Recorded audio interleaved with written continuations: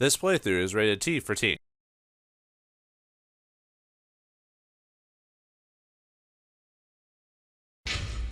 It's that time of year again, and this time we've got to catch ourselves a killer. Greetings and salutations, viewers. Vauldemare here with another new game from my library, and this time it's Sherlock Holmes versus Jack the Ripper. A what-if story of what if Sherlock Holmes had been around during the time of Jack the Ripper. Well, actually, technically it was around the same time as Jack the Ripper. It's just Conan Doyle never,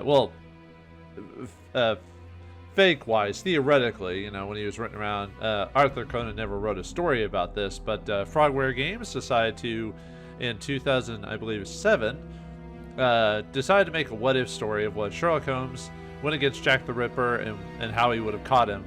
Now, this game obviously takes a lot of the story elements of the real Jack the Ripper and tries to make sense of the clues and everything, and tries to make a fictional and a story that tries to make sense within the context of Sherlock Holmes, his encounter with Jack the Ripper. And there is a obvious killer at the end of this that gets dealt with, but like I said, it's all based off supposition, and there's no I think they even have before the final ending of the game, it actually explains that this is based off what they feel could have been, but they don't say any truths to it because of the certain parties involved in it. But we'll ignore all that backstory for now. So yeah, it's the time of the season, and I thought, why not do a Sherlock Jack the Ripper, because the whole idea of Jack the Ripper is so heinous when you think about it. So let's see. Sherlock Holmes at this point has dealt with, you know, just regular thefts, the Cthulhian mythos, Arsène Lupin, but now he's got to deal with the most dangerous man of all, the man who was never caught. Let's find out in the game.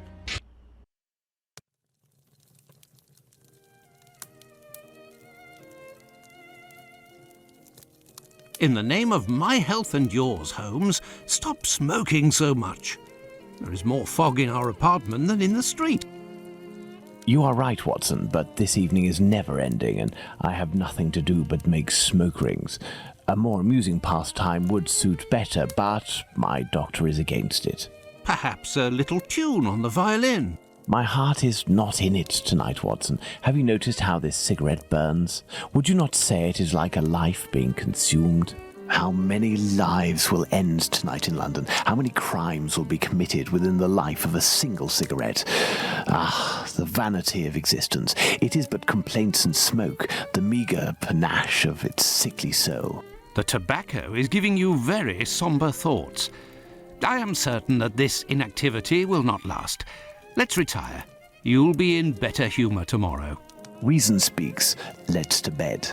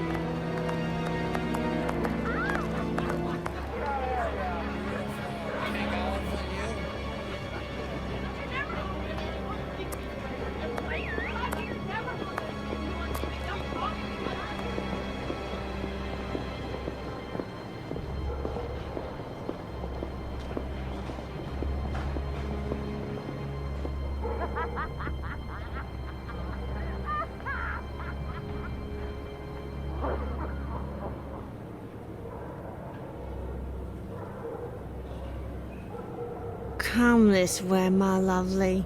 We'll have a right good time. Wait, let me help you.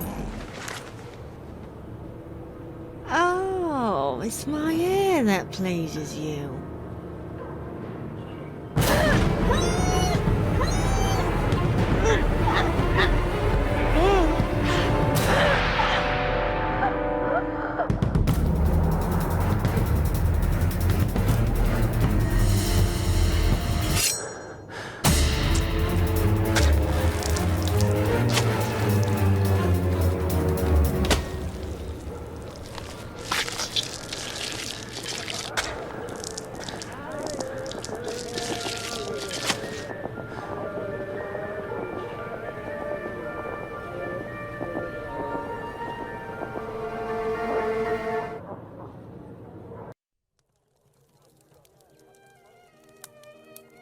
The news is as dark as the sky, Holmes.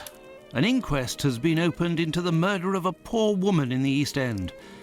The unfortunate girl was discovered last night, lying in the street, still warm. The murderer was filled with an incredible savagery. Oh, the article gave me shivers down my spine. The inspectors in charge of the case don't seem to have even the slightest lead. A similar murder took place less than a month ago. Ah, love. A romantic walk, a kiss in the moonlight, a polite refusal, a terrible anger, and a hanging. This area of Whitechapel is a disgrace to London. The government should take serious note of what is going on there. Whitechapel? This woman was found in Whitechapel? Yes, indeed. Bucks Row, to be specific. Then it was not a question of romance, but of commerce. Unless these women actually take pleasure in the vice, the female nature is completely... Holmes, do you hear yourself? A woman is dead under unspeakable circumstances. No less than any other, she was a human and one of Her Majesty's subjects. None of these streetwalkers of which you speak have any other way to survive but by selling their bodies. You know as well as I that our era is not a gentle one, and these women don't have much to look forward to. Some grace, if you would. Do not refuse them your compassion. Do not say another word, my dear Watson. We shall leave immediately for Whitechapel. To the scene of the crime? No, I think it would be better to arrive there a bit later once night has fallen. At the moment, the spot will be overrun by police officers and spectators. It will be impossible to investigate properly. Then where are we going, Holmes? The best thing to do would be to head to the police station and attempt to get a copy of the preliminary reports. But the article in the Star seemed quite complete to me. You must know, Watson, that journalists often draw conclusions from the facts without a proper understanding of how to do this delicate task. We must obtain the reports from the inspector in charge, as well as those from the coroner. Very well, Holmes, but all the same. It seems to me that I have a map of London somewhere, Watson. Can you find it and locate Whitechapel while I get ready? You are too kind, Holmes. Searching through your mess?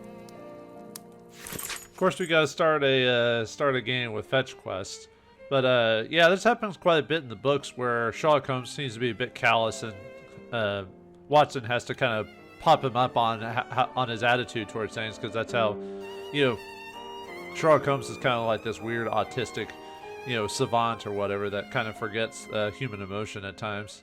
Not like a robot, but anyway, let's read over it. Oh, by the way, this game came out in 2009. For some reason, I thought it was 2007 on that. So yeah, 2 years after Arsène Lupin. So, all right, London the Star, Saturday 1st, September 1888. Special edition: The Whitechapel Horror, the third crime of a man who must be a maniac.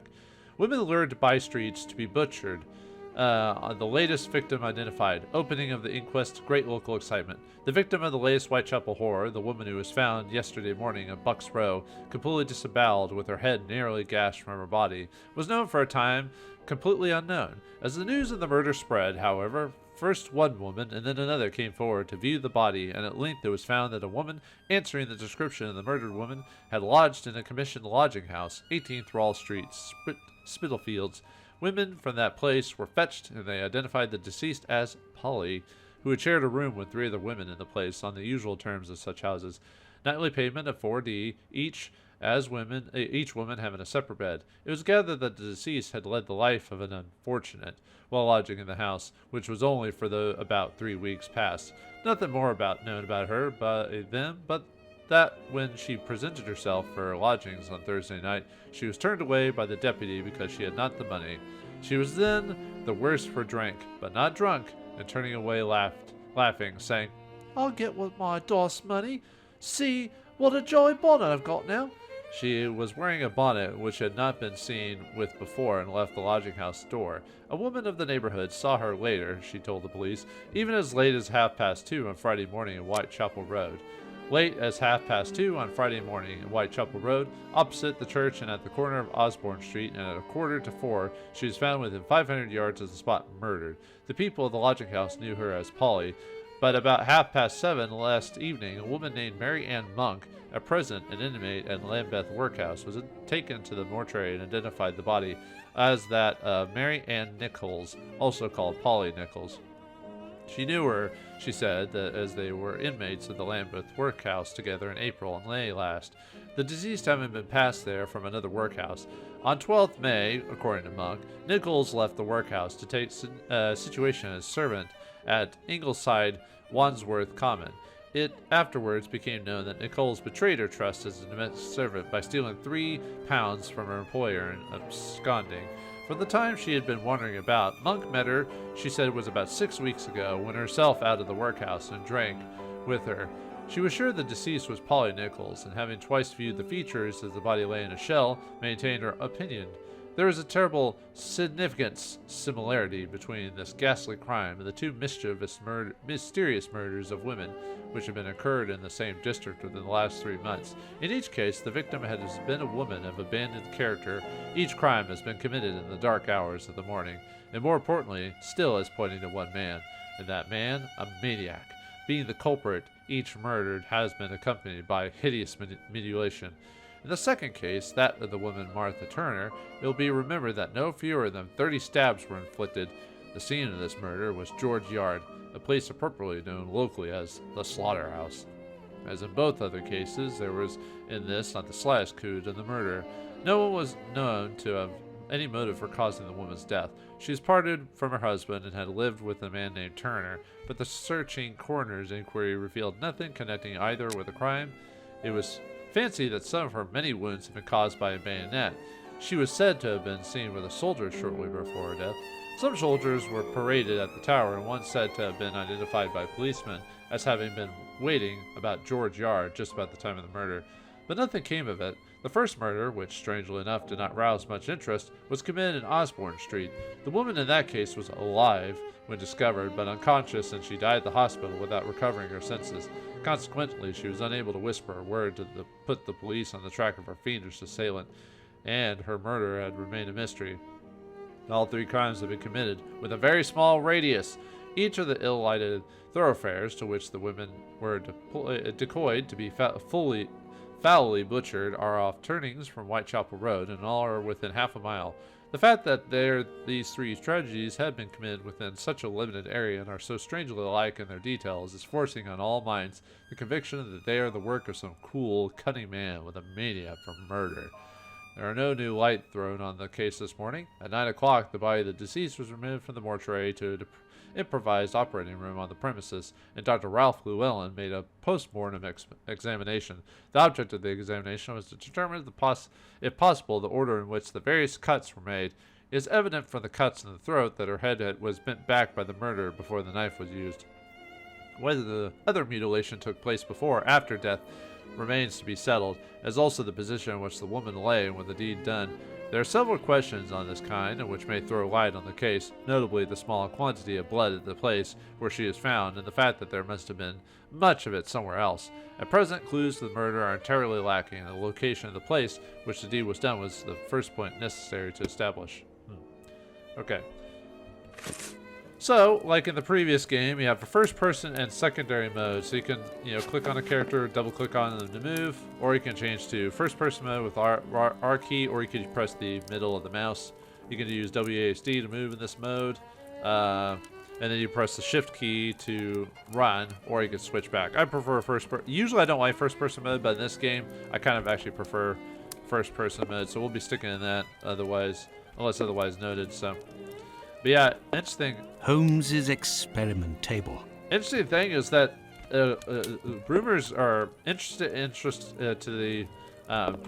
Well, Holmes has received some French champagne with a card, a gift from a young admirer, signed Raoul d'Andrecy. Who on earth could that be? I think that's from one of his other stories. I recently read through a lot of the Sherlock Holmes side stories. Like a month ago or something like that, so. The Queen's initials done in bullet holes. Good old Holmes. I think it's the second or third short story that talks about how Holmes and his boredom would shoot the wall with his gun. Holmes's violin. He doesn't play nearly enough, if you ask me. Yeah, in the books he plays it, but not very often, usually on their off times when he's not doing mysteries. You can tell Sherlock is bored when he's smoking or doing some type of vice because he needs to get his mind active. In the first story of Sherlock Holmes, he does cocaine, for example, to keep his mind active. Treaty on Cornish, the Celtic dialect of Cornwall. And here, medieval pottery. How can Holmes possibly read such things? Medieval pottery. I'm trying to remember the mystery. There's a mystery where Watson has to learn Chinese pottery to get some information from someone. God, I forgot the name of the mystery now. But yeah, that. A lot of these are references to some of the short stories in Sherlock Holmes. This is the coal bucket in which Holmes keeps his cigars. What a funny idea. Oh, what a silly guy. Holmes uses this old Persian slipper to hold his pipe tobacco. There's the... Colonel Gordon, during the last adventure of the resident patient. This is how Holmes stores his post. Thank goodness his clients don't see this. Sticking his knives and stuff, shooting walls. Switzerland, a charming country. Perhaps Holmes and I shall investigate one day. Well, that's the picture to the final solution, which is where Holmes dies. Although this is... I'm trying to think, because some of these stories, despite them coming out later, some of these are actually supposed to be within certain time periods of the Frogwares version of the events. I think this is supposed to take place before the final solution, because some of the games are actually supposed to take place after the final solution, which is where Doyle kills Holmes off. But then he brought him back because he was too popular. Have you found the map of London, Watson? Come, my friend, it can't be too far. Be sure to locate the police station in Whitechapel we must get to. Understood, Holmes. Yeah, he was getting tired of writing Holmes, so he decided to kill him off, but then he was so popular that he brought him back for quite a few short stories afterwards. This is the harpoon that pierced the sailor Peter the Black. Bizarre little relic. Yeah, I'm trying to remember what mystery. Oh god, it was one of the later books where someone. It's another reference to a short story. One of the later ones, like near the end of the line of Sherlock Holmes story. Man, I just read through all that, and I'm already misremembering some of the stories there was. So, see if there's anything else to check. It's one of the typical, like, someone was falsely accused of murder, and they found out it was just basically a harpooner wanted to get his money back because he'd been gypped, and so out of like some treasure that they found on a group, and so he basically just heaved a harpoon into a guy, and everyone thought it was someone else, but they found out it was that harpooner that killed him. A map of London, at last. Let's see. The district of Whitechapel. Well, it's not like it's so difficult. The game basically tells me where I want to go, so... I found the map, Holmes, and I was able to locate the Whitechapel police station. Congratulations, Watson. Come, the game is afoot. You can read the article to me on the way. We have arrived, Watson, in Whitechapel. Not very bright, and what cold! Brr, a typical London morning. Come, Watson, let's find this police station. Yeah, our first mission was to basically just, there's Sherlock Holmes and everything. I wonder if Watson, like, creepily follows us around now. No, he actually walks. In some of the older games, he would teleport and be, like, super creepy. We can run around and talk to people, but there's really not much to gain from doing it. Pardon me, but can you give me some information? You coming, dearie? Sorry, Sherlock Holmes is not into the interests of the ladies. Hey, you remember me? You owe me 2 shillings on the jiffy. No, you don't. I have nothing to ask. So why'd you let me talk to him? Yeah, it was like I said, a couple of people, but really you can ignore most of these people, so... I have nothing to ask. I thought there was like a couple other people that had something to say that was slightly different than the standard dialogue. Got a shilling, Gov. Gov? What? Excuse me, my good man. Nah, time to chat. I've got business. Got it? Yeah, see, most people don't have anything. And the characters just changed out. A man takes you in his arms at the wedding, and after, it's you who has to hold him up, and then you wind up with him on your back. Oh, I prefer clients. At least you don't have to make them anything to eat. True. Always got to be active. See, for example, in the Marines, they salute anything that moves and comb the rest. Do the same. It's almost cheaper to just hire a lady of the evening to get married, huh? I have nothing to Okay, ask. well anyway, let's go on to the plot, which is talk to the constable here, so. Well, this station isn't very well kept, I say. It's a local outpost, Watson. The daily tasks that confront these constables are not the easiest, and they are poorly paid. Yeah, probably why they wouldn't do as much effort. Gentlemen, welcome. Hello, I would like to speak with the Chief Inspector, if you please. Constable Humphreys here. I am the only one in at the moment. What do you want with the chief? My name is Sherlock Holmes. I am... Sherlock Holmes? The detective that I read about in the papers? Well, that's a treat, that is. You come about the Buck Road case, have you? Indeed. Not at all. We were just passing by chance. You say that there was a crime recently. You don't know? You must be the only folk in London who haven't heard. It won't be long until you find the culprit, no doubt. Nothing is less certain. Suspects 0. Clues 0. It's not good for us, especially not in this district. Well, technically, in the original story of the the original story of the Jack the Ripper, there actually were clues, but because different districts of polices, I forgot how they explained it, but basically, London had many different districts of police forces, and they were actually not working together to solve the crime because they wanted to solve it themselves. So there were so many clues left behind, and they never collaborated the clues from the different murders that Jack probably could have been caught, but because the police were so inept and didn't want to work together, that they were never able to actually catch him. So it was just a case of police ineptitude and not trying to work together for the common cause that caused them to basically get away. So, but what can I say? Listen, this isn't what I came here for, but if I can be of service, in a confidential capacity, of course, if you can entrust me with a copy of the preliminary reports, I could study them and return later with my conclusions. It's just that these are official documents. I can't take a decision like that without the inspectors. The sooner we know the facts in the file, the sooner we can be of help, my friend.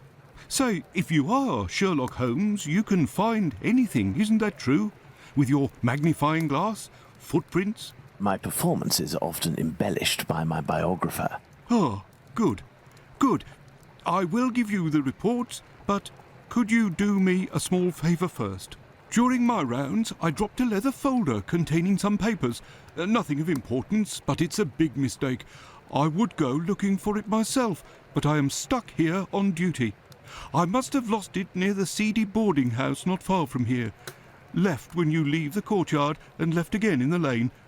Perhaps you could go, ask around. I am the great Sherlock Holmes. I shouldn't be doing fetch quests for random constables in the middle of nowhere. Yes, that's right, viewers. We're doing fetch quests before we can actually do crime solving. Great. We shall see what we can do. Are we going to go look for these documents? Why not? It'll give us an occasion to take a tour of the district, Watson. Yeah, at least Sherlock Holmes is feeling is slightly different. So, and yeah, like in the previous game, we can go over, if you really need to go over old dialogue, you can click through this and just get a sense of what they're saying. You can also get items, which you can interact with.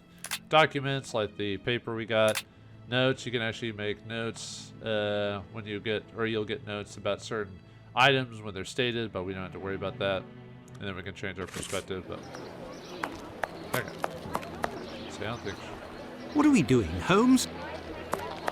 Yeah, not much. Well, unfortunately, Watson doesn't usually add much to the story, sadly, just in general, because he's usually an observer of Sherlock's, crazy intellect and stuff like that.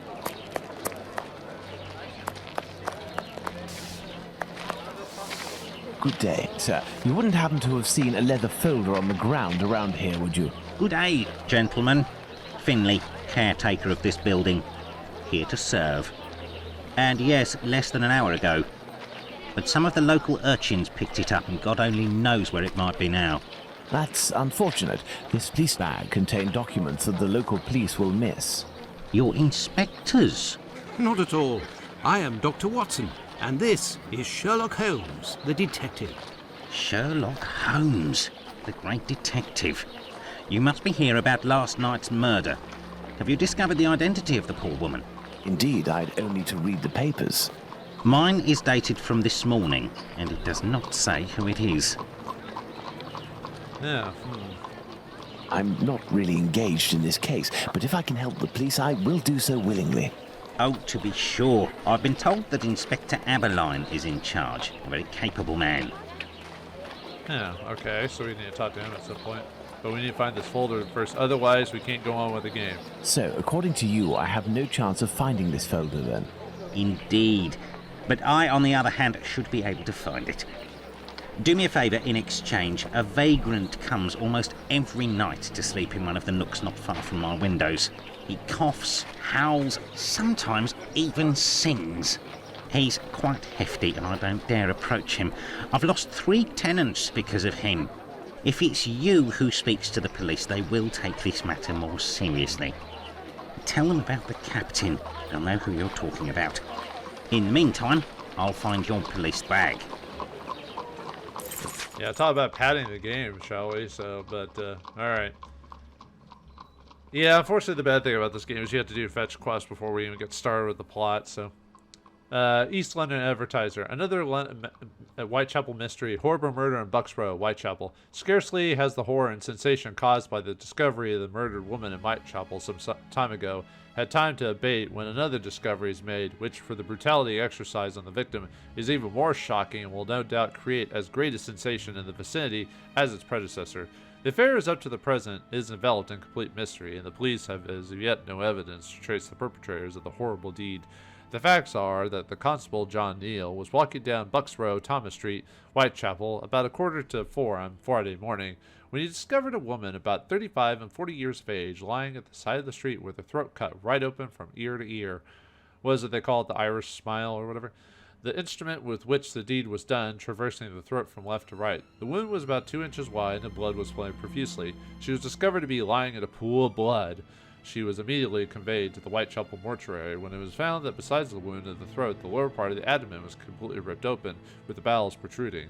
The wound extends nearly to her breast and must have been affected with a large knife. As the corpse lies in the mortuary, it presents a ghastly sight. The victim seems to be between 35 and 40 years of age and measures 5 feet 2 inches in height. The hands are bruised and bear evidence of having engaged in a severe struggle. There is the impression of a ring having been worn on one of the deceased's fingers, but there is nothing to show that had been wrenched from her in a struggle. Some of the front teeth have also been knocked out, and the face is bruised on both cheeks and very much discolored. Deceased wore a rough brown ulster with a large buttons in front. Her clothes are torn and cut up in several places, bearing evidence of the ferocity with which the murder was committed. The only way by which the police can prosecute an inquiry at present is by finding someone who can identify the deceased, and then, if possible, trace those in whose company she was last seen. In Bucks Row, naturally, the greatest excitement prevails, and several persons in the neighborhood state that an affray occurred shortly after midnight, but no screams were heard, nor anything beyond what might have been considered evidence of an ordinary brawl. In any case, the police unfortunately will have great difficulty in bringing to justice the murderer or the murderers. Great fire at London warehouses. A fire broke out shortly before 9 o'clock on Thursday night in one of the huge warehouses of the London warehouses. The warehouses were closed as usual at 4 in the afternoon, and there are then few persons except the night policemen and firemen left on the premises at about 8:30. A smell of fire was noticed, and shortly afterwards there was an immense burst of flames from the top of one of the vast buildings right in the center of the warehouses. The volume at the fire was terrific, but at 9 o'clock the authorities of the fire brigade had heard nothing of the occurrence. Shortly afterwards, an alarm was given at the Whitechapel station, and the officials of the brigade instantly ordered every steamer to proceed to the scene, and the circulation of the news amongst the other stations caused steamers to be sent from every district in London. On arrival of the engines, it was found that a fire of an enormous strength was raging in the upper floors of a great building about 150 yards long and half as broad. The flame could not have broken out in a more dangerous part of the warehouses than at the site of this fire. The South Quay firehouses. They were crammed with colonial produce in the upper floors and brandy and gin in the lower floors. Through the great iron-barred windows, the fire could be seen raging like a furnace, and the enormous tongues of bluish and yellowish flame, which constantly burst up with great roars, pointed to the fact that spirits were aiding the progress of the flames. The scene at 10:30 was an imposing one. In the enormous warehouses, crammed with goods of incalculable value, with vast buildings on every side, and with great vessels in the wet warehouses, firemen, policemen, and dock officers were either watching or aiding and endeavoring to extinguish the fire, while an enormous crowd gathered round the great gates and gazed at the progress of the fire from a distance. What does that have to do with our mystery? Let's go to the police station. Okay, so let's just go back to the police station and talk to, yeah, we got little, so basically we could just quick jump to places. So, alright, we need to talk to him about this captain fellow. Whoops, didn't mean to hit that. I mean, it doesn't matter. So, gentlemen, have you found my police bag? Nope, not yet. We're not going to find your police bag yet, sir. Not quite yet. Do you know a vagrant who goes by the name of the Captain? Captain? Yes, an old sailor, strong as a Turk and tattooed from head to toe. The drink has turned him into a derelict. He appears to be causing some problems for the caretaker of the building at the end of the street. What do you want us to do? Every night, stairwells, halls and porches become public dormitories, and people don't only come to sleep. I believe this man has a niece who puts him up sometimes. Her lodgings are in Commercial Street, right after the alley with the boarding house. You won't forget my folder, will you? No, I won't forget your dang folder. Do you believe this woman will agree to have her uncle stay with her? No idea. Oh well, let's go see her just the same. Yeah, just because Holmes has great sense of observation does not mean he's a mind reader. So the books dictate this. So like, yeah, he can, if he sees the thing, he can kind of figure it out. But if he doesn't see it, then that's not how it works. So anyway, you have anything to say, random drunk lady? I have nothing to Okay, ask. anyway.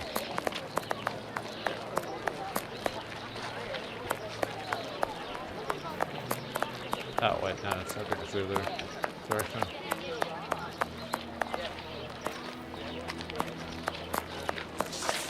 Anyone passing? Anyone looking around? Yeah, we I have to have find. no reason to go that Oh. way. Fine.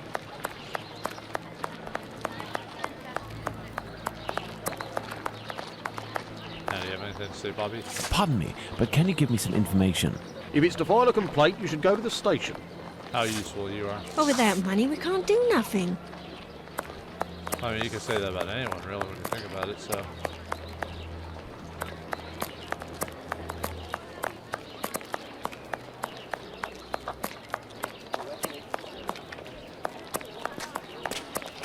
Alright, I'm kind of just basically getting a sense of things. Excuse me, my good man. Now, time to chat. I've got business. Got it? Okay, anyway. Yeah, we need to get back to the main road and to find this lady.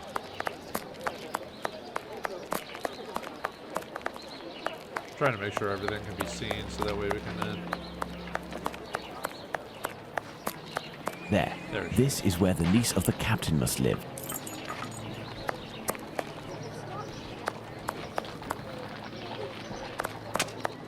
there she is. Okay.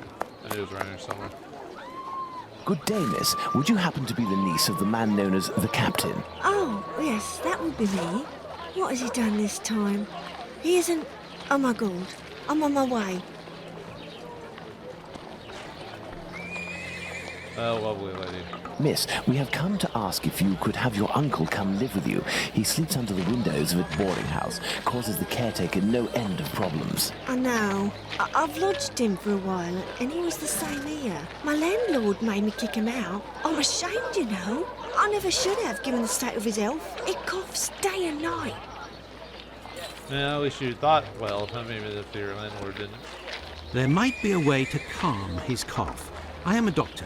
I could examine him. He went to see a doctor at the clinic, but the medicine costs too much. I can hardly pay my rent. We will see to it. Where might your uncle be found? I don't know. He must be in the vicinity, but I don't know exactly where. Yeah, weirdly enough, Watson doesn't get to use his medical expertise a whole lot in the Sherlock Holmes stories, weirdly enough. We will find him. Holmes, this is serious. Find an alcoholic in Whitechapel? A needle in a haystack would be easier. Come, dear doctor, let's trust to our lucky star. Moreover, we also have our informers, remember? Are you referring to those brats to whom you are always giving charity? Exactly, my secret police. Some of them must surely roam in this area. It suffices to find them.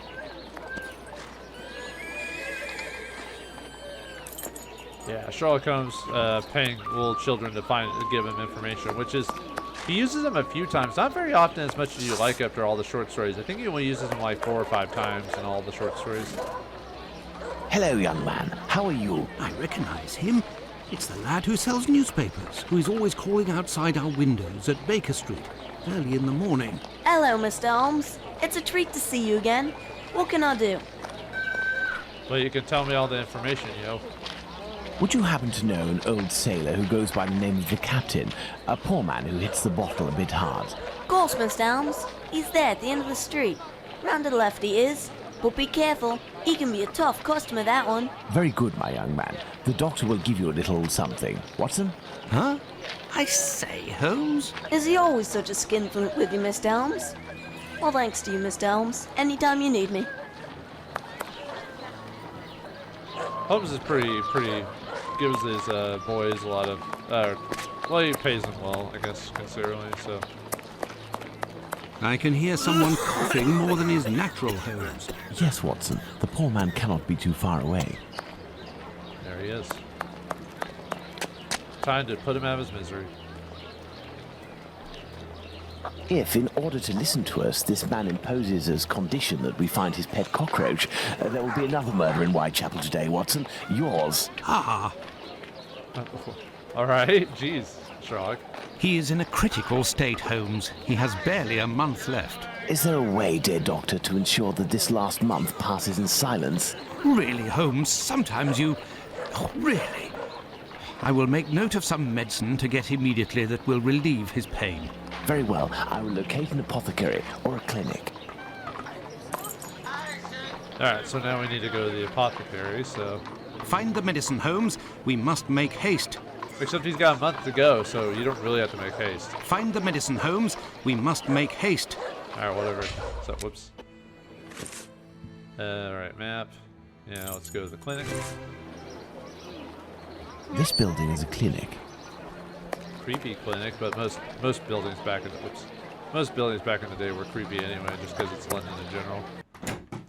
Hello, I want to steal some medicine. Oh wait, Holmes isn't a thief, not really. Good day, sir. Dr. Gibbons. You aren't from around these parts. Indeed, Doctor. It is for someone from your neighborhood that I am here, though. His doctor asked that I acquire some medicine on his behalf. I have the note here. Dr. Watson? Not from round here neither. This medication is quite dear. Certain documents are necessary to obtain them for free. Well, you should do it for the goodness of mankind. I don't have it. You'll have to accept my spare change. Will it be enough? Enough to relieve your patient for a month. Would you like me to make this prescription available after that time? According to Dr. Watson, that won't be necessary. The possibility of a recovery? A definitive one, yes. There, sir. Thank you. It's rather quiet here. An unusual chain of events. The majority of the people hereabouts went out last night to see the great fire at the warehouse. The patients that I was minding and my staff were no exception. The former were dramatically healed, and the latter ended up sick. And with the murder last night, most of the people who weren't working wandered over to the scene of the crime. Their little aches and pains will wait until tonight or tomorrow. A squalid murder, it would seem. Just like what this area has become. Well, it is Whitechapel, so, you know. My thanks, Doctor. Not at all. Yeah, back in the day to get entertainment, you would do anything. Go see fires, go see, you know, check out murder scenes, stuff like that. Common everyday stuff, so. Anyway, we get the medicine there, so. Let's head back. Here is the medication, Watson. Is our man movable? He should be able to stand in a few minutes and will no longer be suffering from his cough before long. Consider the affair resolved. Accompany him to his niece's while I return to the boarding house, and then join me at the police station. Let's return to the boarding house. Alright. Yeah, I got more dialogue, stuff like that. Alright, did you find my stuff there, Finley? Did you get the stuff? I have good news for you, Mr. Finley. We have sent the captain to stay with a relative, and he shouldn't bother you for a while. I also have some good news. I have your police bag. Thank you. I bid you good day. Oh, it was nothing. Tell me, one of my wife's friends lost... Another day, Finley. Another day. We have to get Let's to the go plot. to the police station. We have to get to the plot at some point. Yes, Mr. Holmes? Okay. Anyway, now we get more dialogue, and now we get the police bag. So, I like how the icon has a bloody knife. So, got so many stories about bloody knives, especially in my gaming campaigns over the years. But not today. Not today. Are you sure it's the police bag that you lost? Yes, but someone attempted to force it open. They didn't succeed, but now the lock is stuck. Perhaps you could... Let's see. Alright, now we got a first puzzle of the game. A straight-up puzzle. So, what news do you have, Mr. Holmes? Well, I'll tell you here in a second. Okay, so we need to basically make these numbers... So it's one of those shifting puzzles where we have to... I've seen these before in multiple games. Basically, we have to turn this into 1, 2, 3, 4, 5, 6. So we have to move these numbers around. Every time you move it, it'll change the numbers on each side here. So you just have to do it in the right order. Or to make it more efficient. So let's move this twice. This twice. Once. Twice. And then upper one twice. And that'll shift all the numbers around. All done. A big thank you, Mr. Holmes. Think nothing of it, my friend. I can solve puzzles like the best of them, because I'm Sherlock Holmes, even though we don't... He puts together stuff, but he doesn't really solve... Well, I guess he solves... I don't know, whatever. So, the reports. Why don't you wait till the inspectors get back? You would certainly learn more. If I wanted to meet the inspectors, I would have done so. So, give me the preliminary reports, and above all, do not mention my visit to anyone. Is that clear? Sure, if that's what you want. Here are the reports. Thank you. Yeah, Sherlock usually doesn't like working... Well, he works with the police, but he tries to... He'll work with them, but he still wants to be left to his own. And then at the end of things, then put together information with the people, but usually does it so he can actually kind of not be affected by anyone's information, except for the basic stuff. And then, I don't know, kind of like some weird hubris that he needs to solve the mystery. He doesn't want the credit, though. He just wants to be able to solve it before anyone else, but he doesn't actually take the credit for it, which is interesting. But anyway... Death of Polly Nichols, age 31, August 1888. August 31st, 1888. Autopsy report by Dr. Henry Llewellyn, surgeon. Her throat had been cut from left to right. 2 distinct cuts being on the left side, the windpipe, gullet, and spinal cord being cut through. A bruise apparently of a thumb being on the right lower jaw, also one of the left cheeks. The abdomen had been cut open from the center of the bottom of the ribs, the long right side, under the pelvis to the left of the stomach. There the wound was jagged. The omenton, I think it's omenton, or coating of the stomach was also cut in several places, and 2 small stabs on private parts, apparently done with a strong-bladed knife, supposed to have been done by some left-handed person, death being almost instantaneous. Have you obtained the preliminary reports? Yes, we'll read them on the go. Let's to the scene of the crime at Bucks Row, Watson. Alright, now we need to go to the scene of the crime, so...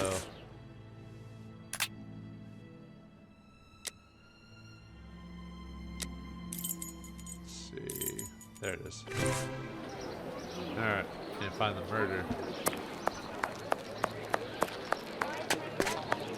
Or the scene of the murder. But what are all these people doing here, Holmes? Apparently they came to see the scene of the crime. What about us? Aren't we going to see it? We will return this evening, Watson. The circumstances should be ideal for carrying out our little experiments. Well, Watson, we're at the scene of the Polly Nichols murder. Imagine the victim lying at the spot where she was found and try to discern all of the clues we can. Watson, you are a writer. I am therefore entrusting you with our deduction board. It will help us to establish certain facts. Understood, Holmes.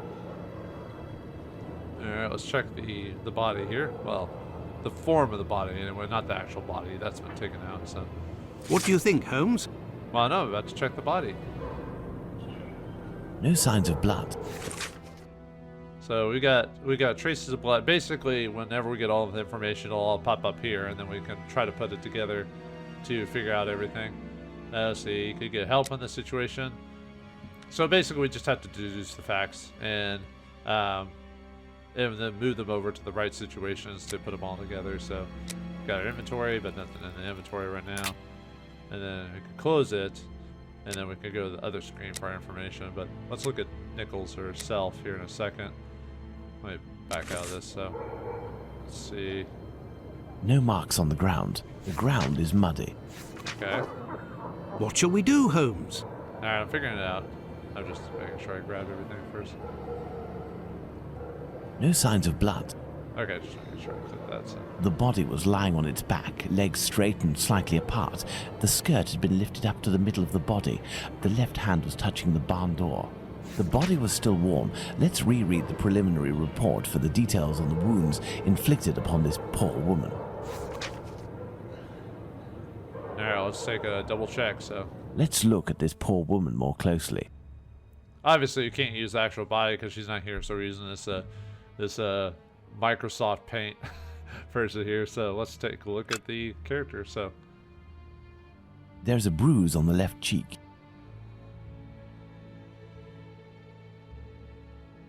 At least looks better than their in-game model, that's for sure. So the tongue is swollen. Okay. There's a bruise at the level of the right maxilla.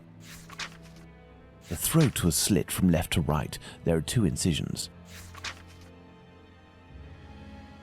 So I think the other one is obviously. A small pool of blood, 6 inches in diameter. Okay, I think that's it on because it's supposed to be 5 different spots for everything there. So.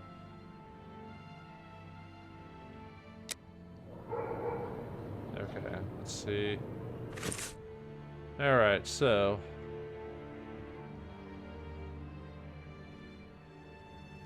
let's see. I don't think we have anything permanent yet, so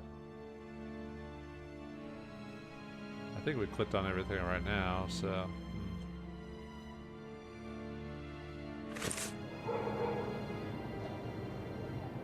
okay, I think we can leave for now. So now we need to kind of check around this place to see if we can find any last minute or extra information. I have no reason to go that way. Okay. There is only one streetlight lit on this street, Watson, and this spot is particularly poorly lit.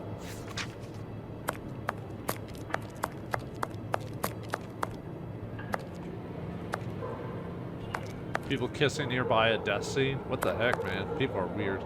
This spot is deserted, Holmes. The prostitutes only come here to exercise. Quote unquote. This spot is deserted, Holmes. Okay. Now you gotta get your lovely lumps somewhere, I guess. I have no reason to go that way. Okay. I think we found everything we actually can at this point, so.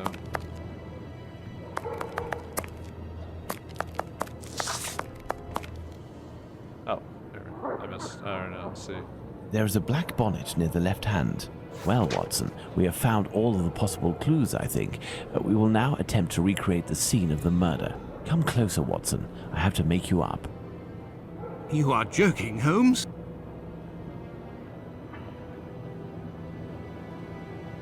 I feel ridiculous, Holmes. What else is new? Now, Watson, come and stand here in front of me. You shall play the role of the poor woman and I shall play that of the murderer. Let's try to reconstruct the facts to ensure the final result corresponds indisputably to the way that Polly Nichols was killed. So basically, we're just trying to figure out, like, the whole situation, like, in order. So this is, basically we're just recreating things, so. Alright, so basically we need to do order. So how did it start out? So obviously he was standing up. And then you could either, and this is, basically this option is laying down, standing up. One is bare hands and knife. One is left hand, right hand. One is neck and stomach. And one is juxtaposition, depending on where he is. Obviously, since we saw the cutscene, we know the gist of what we're supposed to be doing. So hands, and then right, he's supposed to be right-handed. And then it's supposed to be at the neck, and then in front of the victim. So, yeah, it's supposed to be like this. So. Yes, it's quite possible the events occurred like this.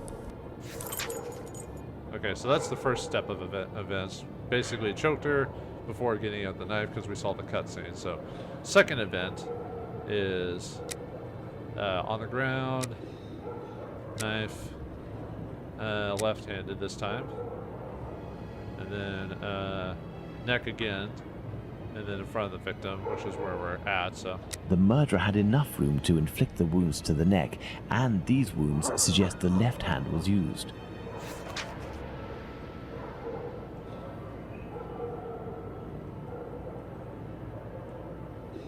My dear Watson, now that we have found all of our clues, nothing remains but to subject them to our most likely hypotheses in order to deduce the facts.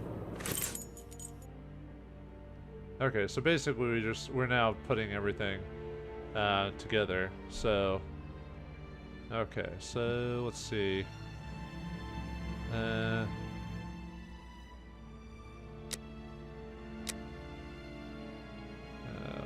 Okay. Victim was holding a. Let's see.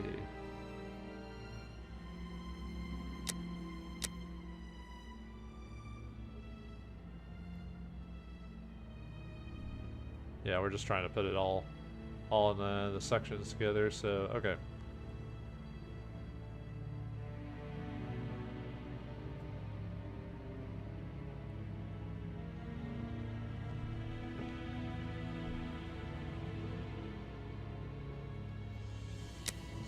Portlet Street, I believe. Or, yeah, Portlet Street. Let's see.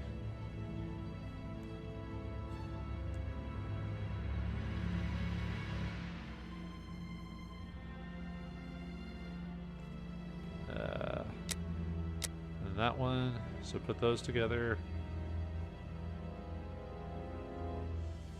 And then traces of blood.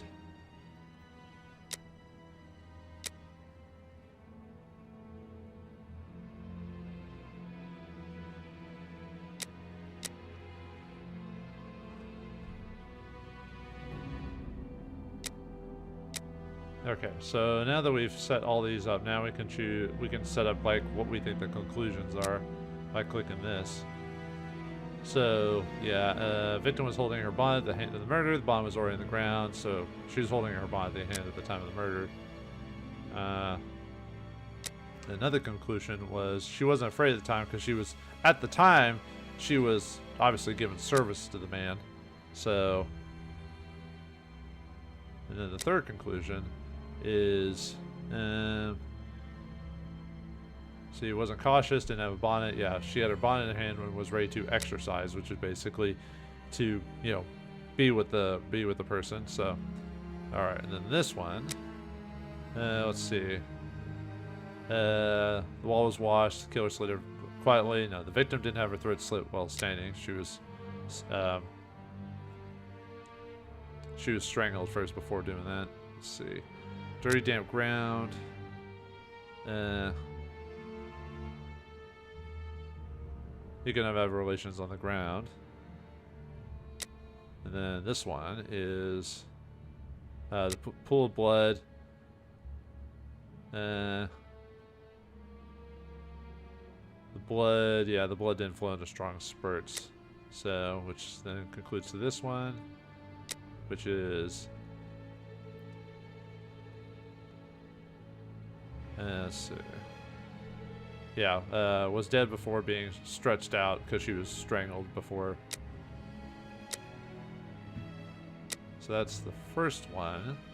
Okay, now we need to go to the second one. So, based off that. Okay, so the next one.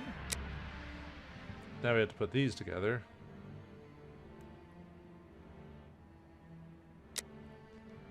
Let's see.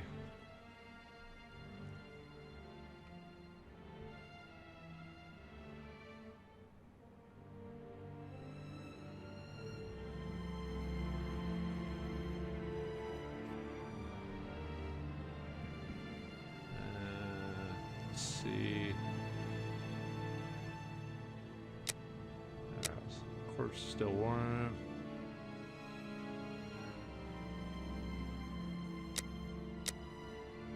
See that one. See the murderer. have that one. Let's see. Yeah, so it means she wasn't drugged.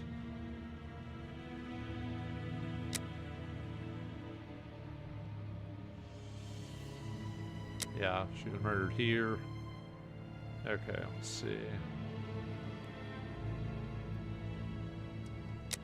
See, tongue is bloated, which means she was strangled, poisoned, or suffocated. Yeah, when the tongue is swollen, it usually means you're strangled because of the effort to like get air back in, stuff like that. So, all right, let's see. Throat slit there, and then let's see. I think it's this one here.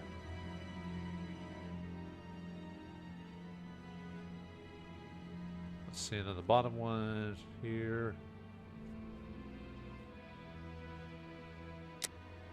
Jawbone, and then this one, which that sets up this, which is the murderer beat the victim. The bruise was caused by hard pressure with fingers. The murderer gagged the victim tightly.